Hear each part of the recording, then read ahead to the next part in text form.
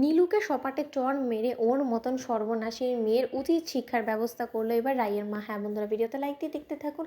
কোয়েলের ফোন চলাকালীন রাই বলতে থাকে যে কোয়েল, আসলে তুমি যে ফোনটা করেছো না সেটা একবারই অসময়ে ফোন করে ফেলেছো তুমি।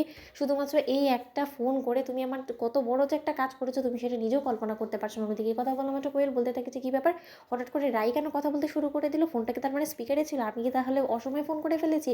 এখন কি আমার কারণে নীলুও বিপদে পড়ে গেল? হায় ভগবান, আমি কী করে ফেললাম এটা? অন্যদিকে কথা বলা মাত্র নীলু বলতে থাকে যে দিদিভাই এটা আমার ফোন, আর ফোন কিন্তু সবার ব্যক্তিগত জিনিস, আর সেটাকে একদমই ঘাটাঘাটি করার মোটেও ঠিক না, তুই সেটা জানিস না? তুই কি ম্যানারলেস না কী রে বলতো?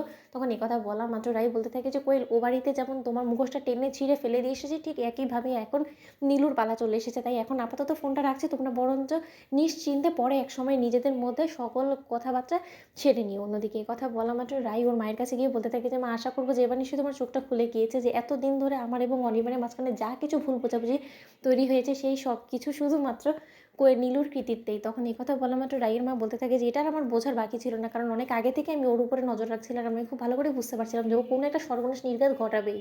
অন্যদিকে নীলু বলতে থাকে যে কোয়েলেরই কথাবার্তাতে কী এমন প্রমাণ করতে পারলি তুই দিদিভাই, বলতো তুই এরকম হেয়ালি করছিস কেন বল? তখন এই কথা বলা মাত্র রাই বলতে থাকে যে তুই দেখবি, দাঁড়া তোকে দেখাচ্ছি। অন্যদিকে রাই যখন ফোনে কোয়েল এবং নীলুর সেই কথোপকথনের ক্যাফের ভিডিওটা দেখায় ঠিক সেই মুহূর্তে রাইয়ের দাদাভাই বলতে থাকে যে দেখেছো তো মা, তুমি কীরকম একটা নোংরা মেয়েকে জন্ম দিয়েছো, আমার তো লজ্জা করছে ওকে বোন বলে পরিচয় দিতে। তখন এই কথা বলা মাত্র নীলু বলতে থাকে যে আচ্ছা দিদিভাই, তুমি আমাকে একটা কথা বলতো, এই ভিডিওটার মধ্যে এমন কী বোঝানো যাচ্ছে? এই ভিডিওর মধ্যে তো আমার ভয়েসটা বসিয়েও দেওয়া যেতে পারে, তাই না? তুই হয়তো বা এটা কোনো মতে এডিট করে আবার বসিয়ে দিয়েছিস, সেরকমটা তো হতে পারে। এটা তো আর যাই হোক না কেন, আমাকে তো ওপরে সাব্যস্ত করতে পারিস না, এটাতে কি এমন বোঝা যায় বল? তখন রাই বলতে থাকে জানিস তো, তোর এবং কোয়েলের মধ্যে অদ্ভুত একটা মিল আছে। ও ওখানে ও বাড়িতে যখন ওর সামনে ভিডিওটা দেখানো হয়েছে তখন ও একই কথা বলেছিল, এটা নাকি ওর মুখের উপরে বসিয়ে দেওয়া হয়েছে একটা শুধুমাত্র টেকনোলজির ইউজ করে। ঠিক সেই একই কথা তুই ঘুরিয়ে ফিরে বলছিস, তাহলে তুই নিশ্চয়ই বুঝতে পারছিস যে তোদের দুজনের অপরাধের ক্যাটাগরিটাও সেম আর তোদের কথা বলার ধরনটাও সেম।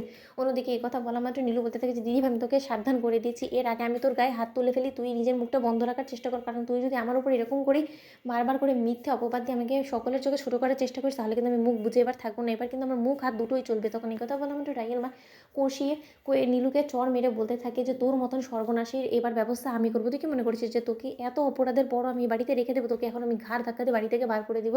আমার যথেষ্ট পরিমাণে সহ্যের ক্ষমতা শেষ হয়ে গিয়েছে, আমি আর তোকে কোনো মতেই বাড়িতে বরদাস্ত করবো না, তোকে এক্ষুনি আমি বাড়ি থেকে ঘাড় ধাক্কা দিয়ে বার করে দেবো। তারপর তোর যেখানে যাওয়ার, যেখানে তোর দু চোখ যায় তুই সেখানে চলে যা, কারণ তোর মতন একটা কালসাপকে আমি যতদিন এই বাড়িতে রাখবো ততদিন এরকম করেই আমাকে একের পর এক যন্ত্রণার মধ্যে দিয়ে যেতে হবে।